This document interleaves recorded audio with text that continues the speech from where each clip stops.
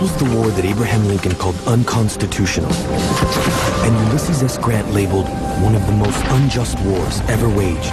But the president who waged it, James Polk, believed the U.S. had ample cause. Known as Mr. Polk's War, its goal was to expand America's border to the Pacific by taking nearly half of Mexico's territory.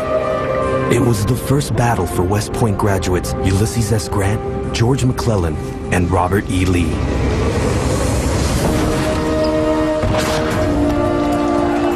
But ultimately, it was a clash of politicians and of soldiers that dramatically changed the fortunes of two neighboring countries.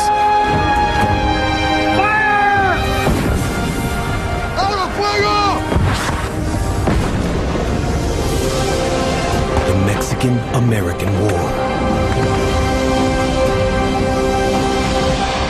Hello, I'm Oscar de la Hoya.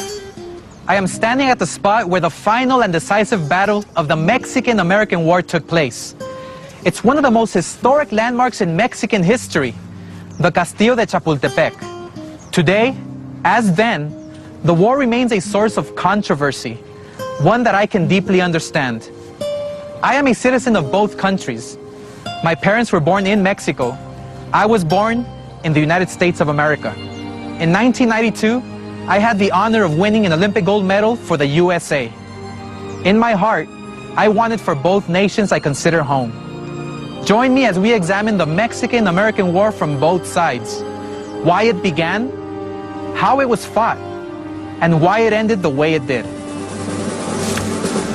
On April 25, 1846, more than 1,000 Mexican troops took aim at 63 American mounted soldiers, led by Captain Seth Thornton, on the northern bank of the Rio Grande, land the U.S. government regarded as its own.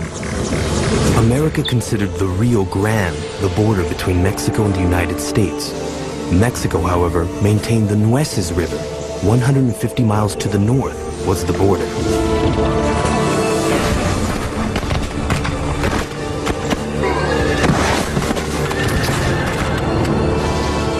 The bloody skirmish on this disputed territory lasted only moments, but long enough for 11 U.S. soldiers to be killed and 52 to be taken prisoner.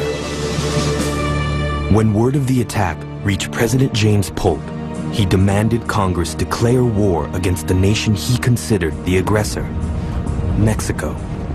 He is absolutely lying.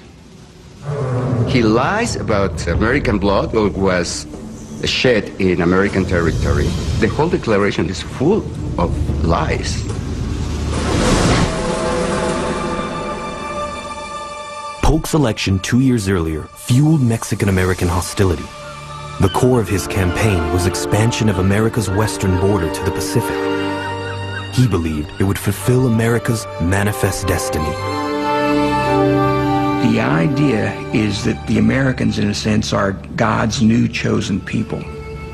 And he has intended for them to settle North America. It isn't just them going, we would like to have this land, but God intends us to have this land. And so that's a pretty powerful mandate. Talking about God's plan gives you cover to do what you want. There's no question about that. The problem was the land Polk coveted was controlled by Mexico. Its northern territories, known as California and New Mexico.